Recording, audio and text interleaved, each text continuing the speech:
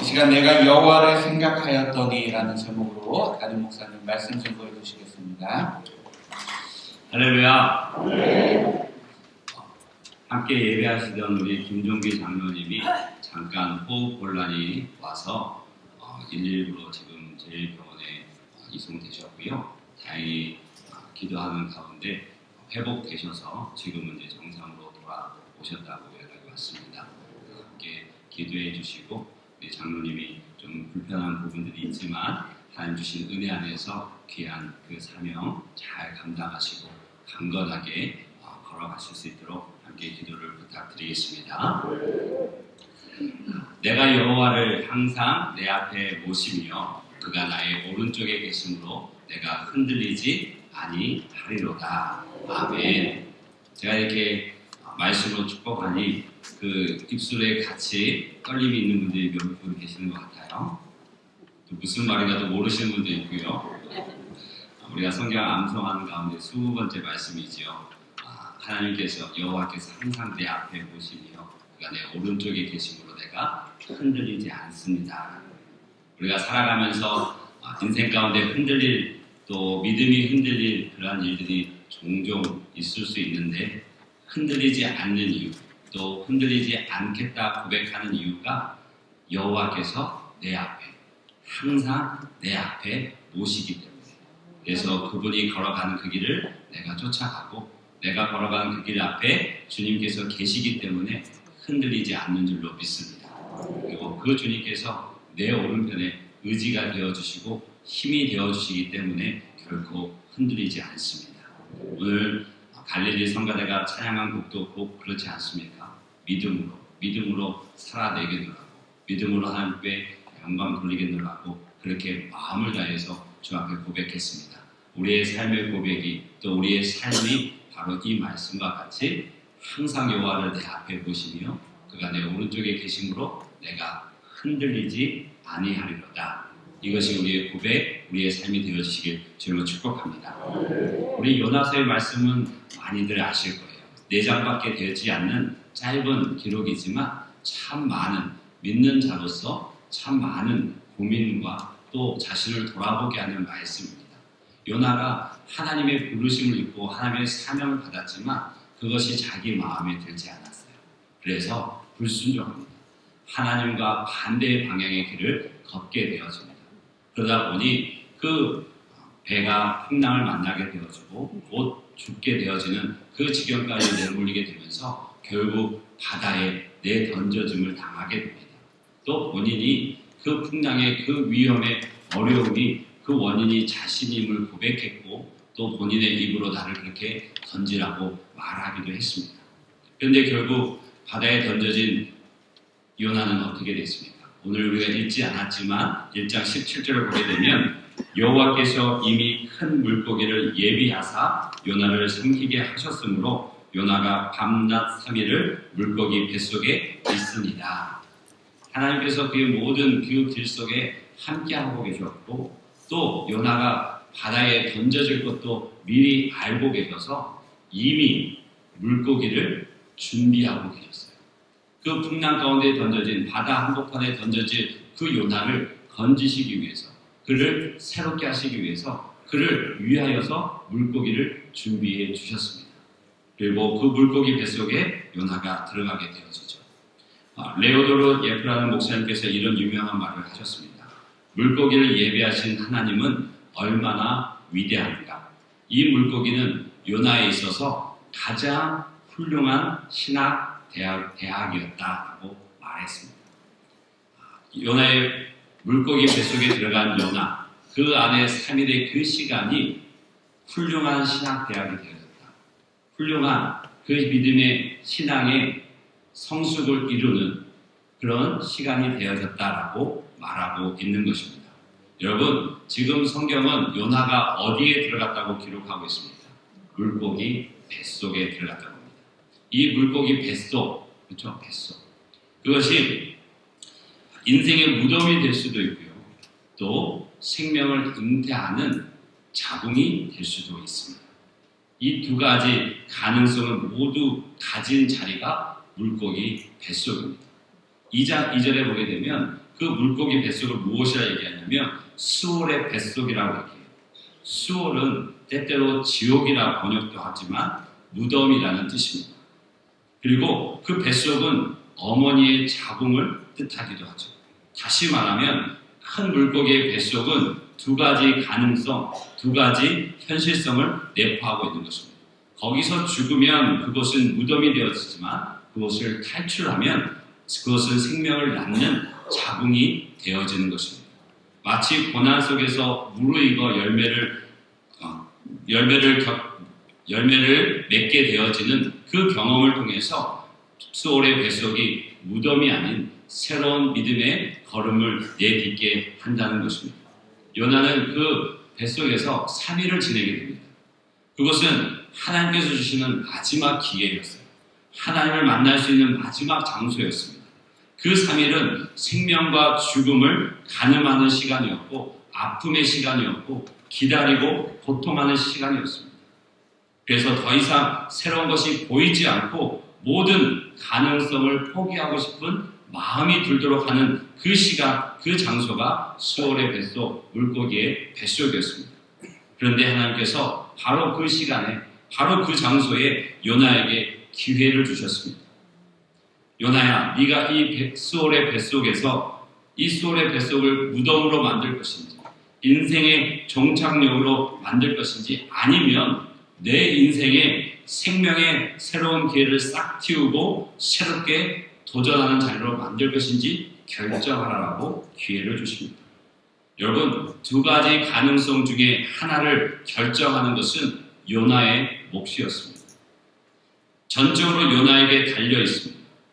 하나님께서는요, 우리에게 다 준비해 주셔도 마지막 결정은 우리에게 맡기십니다. 네가 그것을 이겨나갈 것인지 아니면 그곳에 주저앉을 것인지. 하나님께서 우리에게 다 아무리 도와주셔도 마지막은 우리에게 달려 있습니다. 우리 사랑하는 어린 아이들 아무리 맛있는 것을 만들고 또 손을 숟가락을 져서 입에 넣어도 그 아이가 입을 열지 않으면 결코 먹일 수 없죠. 결국 하나님께서 모든 걸 다 준비해 주셔도 마지막 결정은 내가 해야 합니다. 그 기회를 오늘 수월의 뱃속에서 요나는 기도하기 시작했습니다. 그 기회를 붙잡았습니다. 그것이 무덤이 아니라 생명이 움트는 어머니의 그 자궁으로 바꾸는 것을 결정하고 기도했습니다.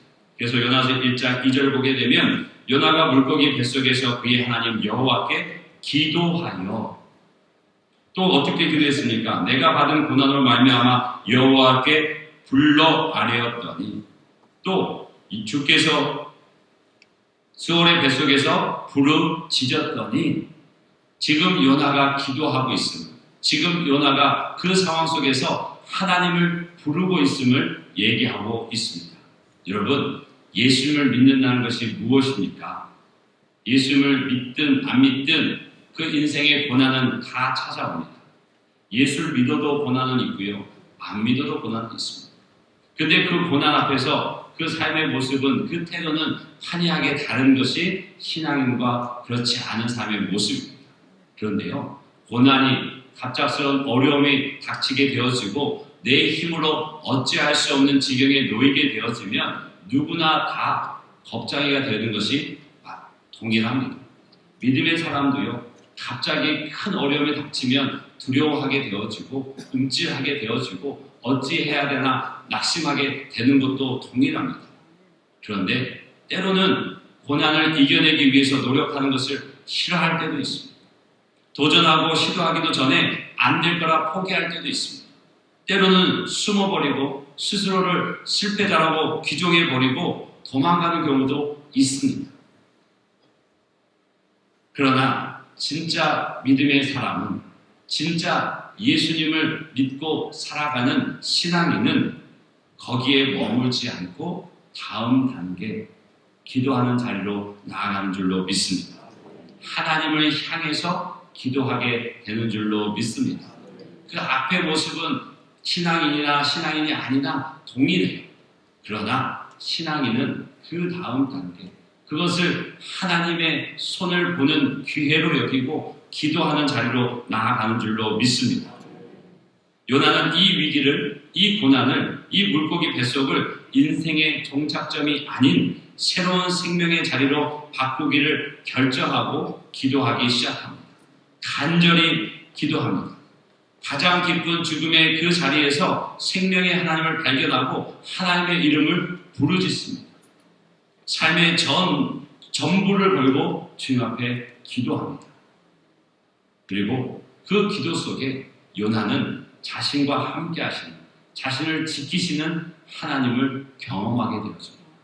오늘의 그 말씀은 짧게 한두 절에 있지만 이 기도가 3일 밤낮 그 물고기 뱃속에서 아무것도 보이지 않고 악취가 가득한 그곳에서 절망뿐이고 죽음을 생각할 수밖에 없는 그 두려움이 시시각각 들어올 때에 하나님께 기도하는 요나를 말하고 있습니다. 2절에 보게 되면 참 중요한 변화가 있어요. 아쉽게도 한국어 성경에는 그 차이가 드러나지 않지만 영어 성경에 보게 되면 하나님에 대한 표현이 달라집니다. 요나가 하나님을 부르는 표현이 달라져요. 주께서 내게 대답하셨고 주께서 내 음성을 들으셨나이다 라고 얘기하면서 전반부의 주께서와 후반부의 주께서가 나옵니다. 전반부의 주께서는 3인칭이에요. he. 그리고 후반부는 2인칭입니다. you가 되죠. 즉 무엇을 의미하게 되냐면 그 수월의 뱃속에서 3일간 주님을 찾고 구하면서 그의 하나님, 아버지, 내 어머니의 하나님, 내 남편, 내 아내의 하나님이 나의 하나님이 되어진 겁니다. 그래서 누군가에게 그에게 기도하는 것이 아니라 그가 대답한 것이 아니라 바로 당신, 바로 얼굴을 대면하고 이야기하듯 하나님 앞에 묻고 하나님 앞에 구하고 하나님의 응답을 받게 되어지는 그 과정이 2절, 그 한 절에 다 암축되어져 있는 것입니다. 여러분, 우리의 삶의 모습은 어떻습니까? 내 아버지의 하나님, 내 어머니의 하나님, 내 남편의 하나님, 내 아내의 하나님을 찾으십니까? 아니면 꼭 우리 구역 안에, 우리 교회 안에 기도 열심히 하시는 믿음 좋으신 그 권사님, 그 장로님, 그 집사님의 기도에 의지하고 계십니까? 바라기는 우리가 우리의 문제를 들고 하나님 앞에 나아가는 은혜가 있길 주로 축복합니다. 당신이 어떤 분이십니까? 내가 어떻게 해야 됩니까? 하나님은 누구십니까? 당신은 도대체 누구십니까? 나는 누구입니까? 또 나는 무엇을 해야 이 어려움 속에서, 이 위기에서 벗어날 수 있습니까? 이제 다른 누구가 아니라 나의 하나님으로 당신과 내가 마주하고 그 기도와 응답을 받는 그런 주인공이 되시길 주로 축복합니다. 그래서 정말 하나님의 손길을 경험하면서 그 간절한 기도 속에 하나님께서 응답하신 것도 보고 감사하는 우리가 되어지길 주로 축복합니다. 고난의 순간에도 하나님께서 우리와 함께 하심을 깨닫게 되어지면 그 모든 것이 은혜의 시간으로 바뀌어집니다. 그 힘듦과 어려움 속에서 하나님이 나와 함께 하시고 내 기도를 들으시고 내 기도에 응답하신다는 그것이 분명하게 세워지면 그것은 하나님 안에서 버려진 사건도 아니요 버려진 시간도 아니고 하나님께서 나를 빚으시는, 나를 세우시는 하나님의 방법, 하나님의 은혜가 되는 줄로 믿습니다. 사도 바울은 로마서 5장에서 이렇게 이야기합니다. 다만 이뿐 아니라 환난 중에도 즐거워하나니 이는 환난은 인내를, 인내는 연단을, 연단은 소망을 이루는 줄 압니다. 아멘. 환난 중에도 즐거워한다. 어떻게 즐거워할 수 있겠습니까?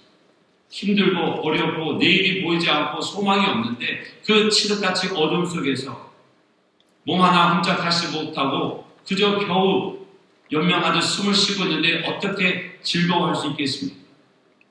그 속에서도 소망을 주시는 하나님, 전능하신 하나님, 나를 사랑하시는 하나님, 나와 함께 하시는 하나님을 찾게 되어질 때, 보게 되어질 때 그 환난 가운데도 즐거워할 수 있게 되어지는 줄 믿습니다.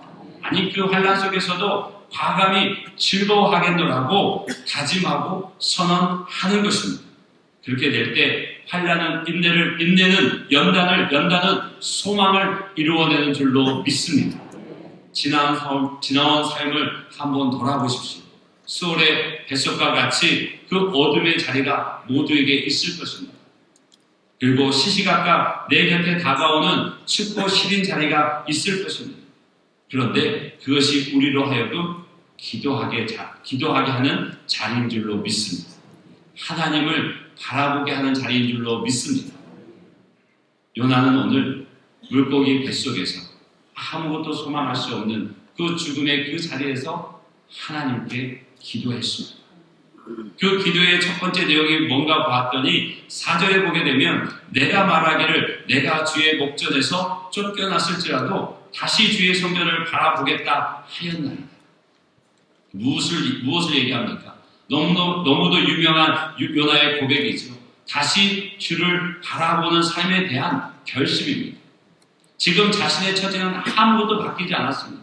여전히 물고기 뱃속에 있고 아무것도 보이지 않고 한 치 앞도 내다보지 못하는 그 속에서 절망 가운데 쌓여 있지만, 그래서 그것이 정말 주의 목전에서 버려진 내 인생일지라도, 주의 목전에서 버려진 내 삶일지라도 나는 다시 주의 성전을 바라보겠습니다.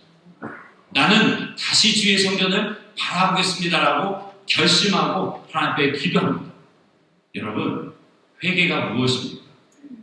회개는 잘 알고 있듯이 가던 길을 되돌리는 것입니다. 내가 바라는, 내가 원하는, 내가 가야 할 그 목적지가 있는데 살다 보니 그 목적지를 이탈해서 가고 있을 때, 그것을 깨닫게 되었을 때 다시 유턴하는 것입니다. 다시 돌아서는 것입니다. 잘못된 방향을 깨달았다면 방향을 옮기는 것이 맞습니다. 혹시 운전하시면서 그 친절한 아가씨가 늘 아닙니다, 돌리십시오, 유턴하십시오 하는데 끝까지 가시는 분 있으십니까? 그렇죠? 잘못된 길을 깨닫게 되었을 때 돌리는 것, 방향을 바꾸는 것이 지혜인 줄로 믿습니다. 회개란 삶의 전환입니다. 문제가 있음을 고백하고 생각과 삶을 변화시키는 것, 그것이 회개입니다. 우리 기독교 신앙, 하나님의 그 신앙 안에서 삶을 돌이키는 그 회개는요, 기독교의 본질입니다. 회개를 놓치고는 우리의 신앙을 말할 수가 없습니다. 왜냐하면 예수님의 첫 번째 메시지가 회개하라는 것이었고, 요한계시록에서도 마지막 메시지가 회개하라는 것입니다. 마가복음 1장 15절에 보게 되면 때가 찼고 하나님의 나라가 가까이 왔으니 회개하고 복음을 믿으라 하십니다. 예수님의 명령은 두 가지였습니다. 먼저는 믿으라는 것이었습니다. 그런데 그것보다 앞서 행해야 할 것이 회개하라는 것이었습니다. 믿음 이전에 회개가 이루어져야 신앙이 되어진다는 것입니다. 믿음이 되어진다는 것입니다. 요한계시록에도 하나님이 교회를 향해 주시는 말씀이 있습니다. 요한계시록 2장 4절 5절을 보게 되면 우리 한번 같이 읽겠습니다. 그러나 너를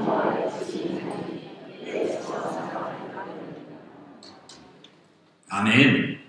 너를 책망할 것이 있는데 그것이 너희의 사랑을, 그것이 처음 사랑을 버렸다. 그 2절을 보게 되면 그러므로 어디서 떨어졌는지를 생각하고 회개하여 처음 행위를 가지라라고 말씀하십니다. 수고하고 열심히 땀 흘리고 교회 봉사도 잘했는데 처음 사랑을 잃어버린 것이 책망받을 이유라고 말씀하고 계십니다. 하나님 앞에서 두렵고 떨리는 마음으로 회개하던 그 마음을 잃어버렸다는 것이에요. 이 말은 또 다른 이런 의미도 포함하고 있습니다. 회개 없는 기도가 가능하다는 거예요. 회개할 생각은 하지 않고 달라는 기도가 있을 수 있다는 얘기입니다. 또 회개 없는 찬양이 가능하다는 얘기예요. 아름다운 목소리로 찬양을 부르는데 영혼의 기쁨은 다 사라지고 목소리만 울리는 찬양이 있을 수 있다는 것입니다. 용서받음의 순종으로 하나님을 찬양해야 되는데, 경배하고 높여드려야 되는데 그렇지 못할 수 있다는 것입니다. 회개 없는 예배도 있을 수 있습니다. 예배당에 앉아서 예배의 모든 시간, 모든 순서 다 참여하지만 가슴속에 흐르는 회개의 그 뜨거운 눈물이 없을 수 있다는 것입니다. 또 회개 없는 봉사도 가능하다는 것이죠. 수고하고 땀 흘려서 아침 일찍부터 저녁까지 주님의 일을 하지만 마음속에는 자기 의로 가득해서 불평과 불만이 가득할 수 있다는 것입니다. 그래서 하나님께서 분명하게 말씀하셔요. 모든 것을 칭찬하시지만 한 가지, 너에게 필요한 그 한 가지를 책망하시면서 말씀하고 계십니다. 처음 사랑을 되찾아라.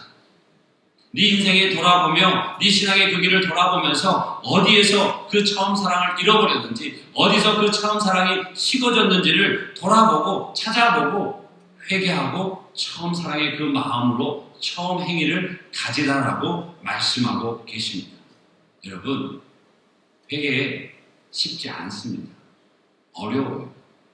사람 간에 살면서 내가 잘못하고 내가 실수해서 그것을 사과하는 것도 쉽지 않습니다.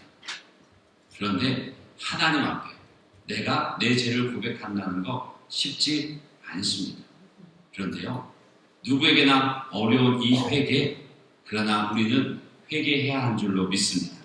왜냐하면 하나님께서 이렇게 회개하기를, 처음 사랑을 가지기를 원하는 것은 우리를 혼내기 위하심이 아니에요.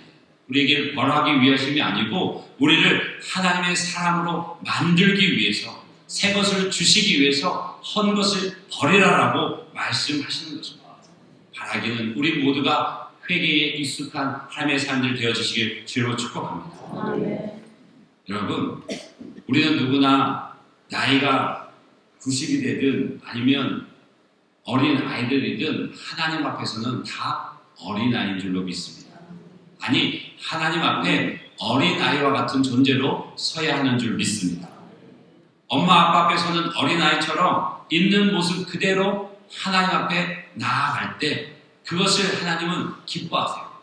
그저께 잘못하고 어제 잘못하고 오늘도 잘못하고 내일도 잘못할지라도 그 모습 그대로 하나님 앞에 나오는 것을 하나님은 기뻐하십니다. 바라기는 우리 안에 하나님께서 깨닫게 하시고 또 그 가는 길을 멈추고 돌아서야 할 그 일들을 보게 하신다면 하나님 앞에 있는 모습 그대로 나아가길 주님은 축복합니다. 그리고 기도할 때 회개의 영을 구하십시오. 회개의 영이 우리 가운데 부어질 때 우리는 하나님 앞에 온전히 회개함으로 또 하나님 주시는 은혜를 사모함으로 나아가게 될 줄 믿습니다. 그래서 내가 자랑하던 것, 내가 의롭게 생각했던 것, 내가 옳다고 생각했던 것, 내 생각을 다 내려놓고 주님과 함께 다시 출발하겠습니다. 다시 주님 뜻대로 살겠습니다. 다시 주의 성전을 바라보겠습니다라는 요나의 그 고백이 우리의 고백이 되어지길 주로 축복합니다. 그리고 7절을 보게 되면 내 영혼이 내 속에서 피곤할 때에 내가 여호와를 생각하였더니, 아니, 이 말씀이 어찌 보면 요나의 그 2장 기도의 전체를 담고 있는, 전체를 품고 있는 중요한 메시지입니다. 요나가 고난 중에, 어려움 중에, 절체절명의 그 위기 속에 누구를 생각했나요? 하나님을 생각했습니다. 여호와를 기억했습니다. 하나님을 생각하고 여호와를 기억했다는 그 말은 하나님께서 내 인생 가운데 어떤 인도하심이 있었는지, 어떤 사랑을 베푸셨는지, 어떤 은혜로 나를 인도하셨는지를 생각하는 거예요. 여러분 인생 한번 돌아보십시오. 어린 아이 때부터 처음 주님을 만난 이후 그때부터 또 그 삶의 순간순간 하나님께서 나를 어떻게 인도하시고 어떻게 이끌어 여기까지 오게 하셨는지 그걸 생각해 보십시오. 그리고 여호와를 기억한다는 것은 하나님이 어떤 분이신지를 기억하는 거예요. 하나님이 어떤 분이시지? 그 아버지 하나님이 내게 어떤 분이시지? 그것을 생각하는 것. 그것이 여호와를 기억하는 것, 여호와를 생각하는 것입니다. 그래서 요나는 내 영혼이 내 속에서 피곤할 때, 곤궁에 쌓일 때, 고통 중에 있을 때, 소망이 없을 때 내가 여호와를 생각하였다. 바라기는 우리의 삶 속에 어느 자리든 하나님을 생각하는 그 은혜가 있기를 주님으로 축복합니다. 그랬더니 그 요나가 9절에 이렇게 고백합니다. 나는 감사하는 목소리로 주께 제사를 드리며 나의 소원을 주께 갚겠나이다. 구원은 여호와께 속하였나이다. 지금 뭐라 얘기합니까? 감사하는 목소리로 주님께 예배하고 또 주께서 부르시면 그 사명을 감당하겠노라. 그리고 구원은 여호와께 있음을 다시 한번 믿음을 분명하게 고백합니다. 여러분, 지난날에 우리의 인생길 속에서 하나님께서 함께 하셨던 것들을 기억하는 것 너무나 중요하고 의미 있는 일입니다. 특별히 힘겹고 어려운 삶의 자리 속에 아니 하나님이 정말 나와 함께 하시나? 라는 생각이 드는 그 순간에 나와 함께 하셨던 하나님을 기억해 보십시오. 그 믿음이 그 삶 속에 함께 하셨던 그 기억들이 켜켜이 쌓인 내 인생을 통해서 우리의 믿음은 더욱 선명해지고 더욱 굳건해짐을 경험하게 되실 것입니다. 그리고 그 속에서 하나님께서 내게 어떤 분이신지를 찾게 될 것이고 그 하나님으로 말미암아 지금 내 삶 속에서 이루어지는 모든 일들을 다시 한번 주 앞에 올려드리고 기도할 수 있는 용기도 다시 주 앞에 나아가도록 하는 고백도 우리 안에서 나오게 될 줄 믿습니다.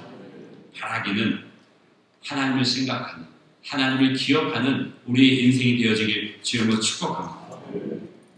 요나는 고통 속에서 하나님의 긍휼하심을 기억했습니다. 하나님의 능력을 생각했습니다. 그리고 내게 맡겨주신 그 사명이 무엇인지를 깊이 생각하며 부르짖었고 결국 감사의 자리까지 나아가게 되어집니다. 여러분, 하나님은 지금 이 순간에도 우리의 그 고백을 듣기를 원하시고 그 믿음의 기도를 듣기를 원하십니다.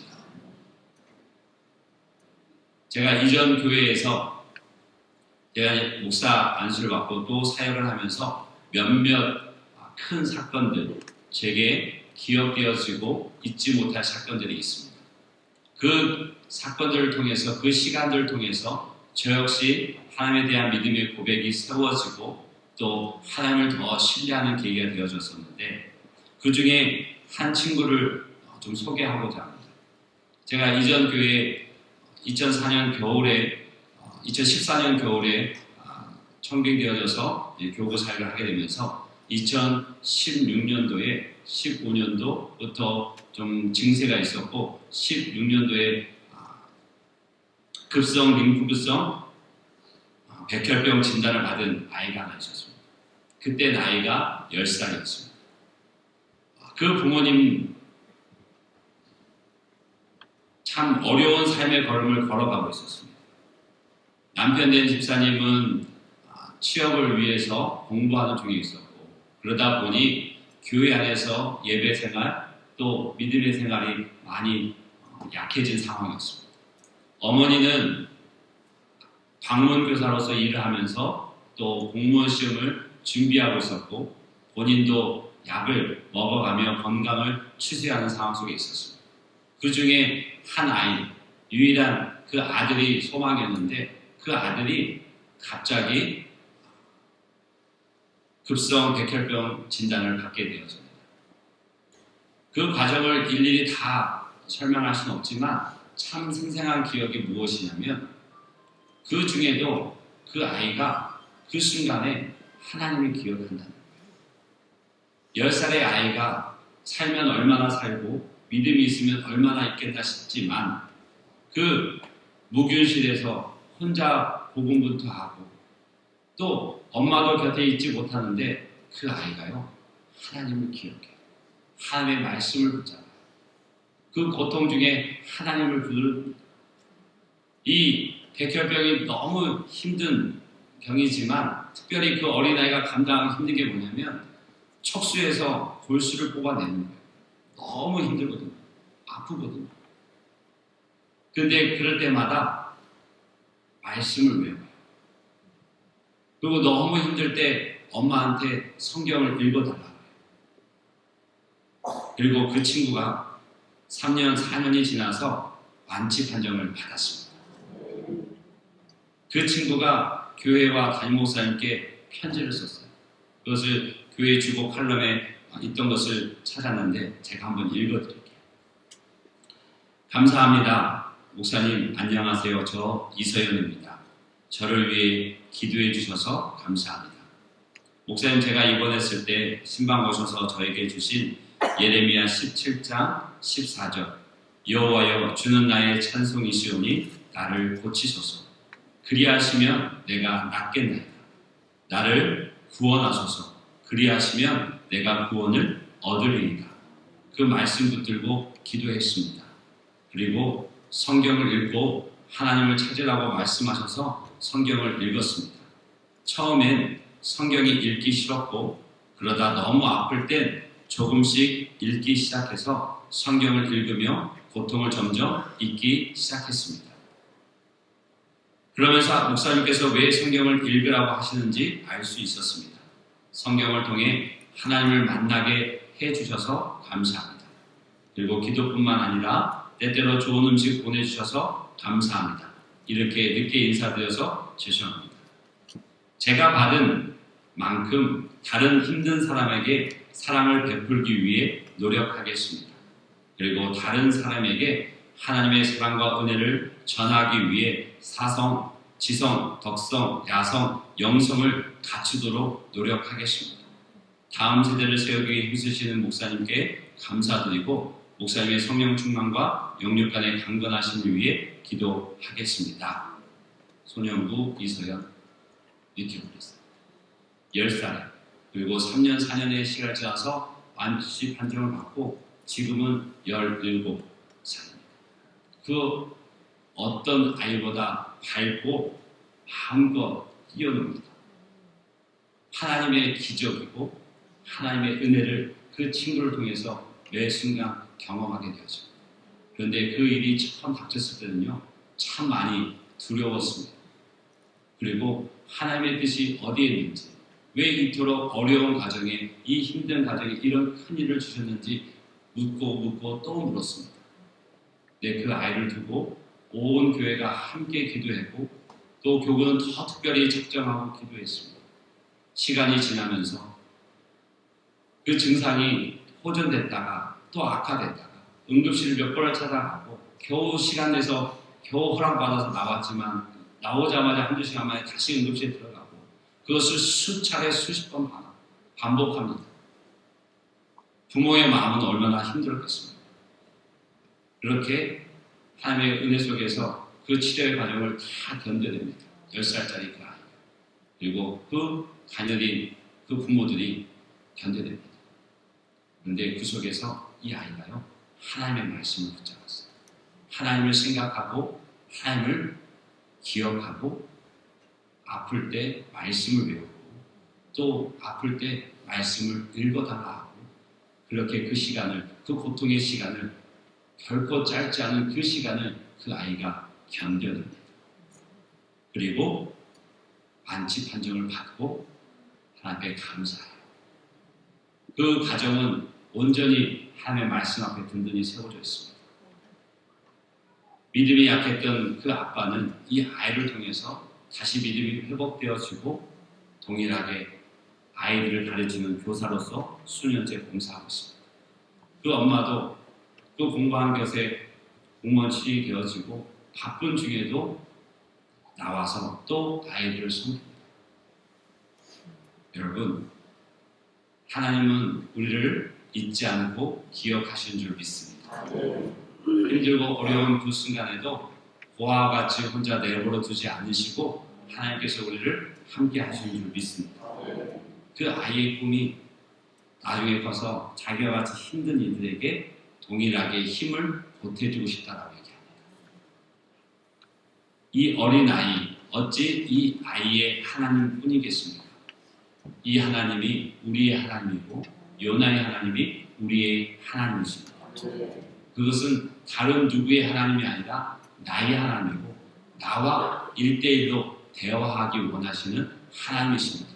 우리가 어느 자리에 어느 형편에 어떤 어려움 가운데 놓여 있을지라도 그 하나님을 기억하고 그 하나님께 부르짖고 그 하나님 앞에 다시금 결심하는 내가 다시 주의 성전을 바라보겠다라고 고백하고 감사함으로 주 앞에 나아가는 저와 여러분 되시길 주님으로 축복합니다. 감사함으로 예배하고 다시 내게 주신 사명을 확인하고 그 사명의 길을 걷게 나가고 그리고 항상 우리의 삶 속에 구원은 오직 여호와께 있음을 고백하며 믿음으로 나아가는 저와 여러분 되어주시길 주님으로 축복합니다.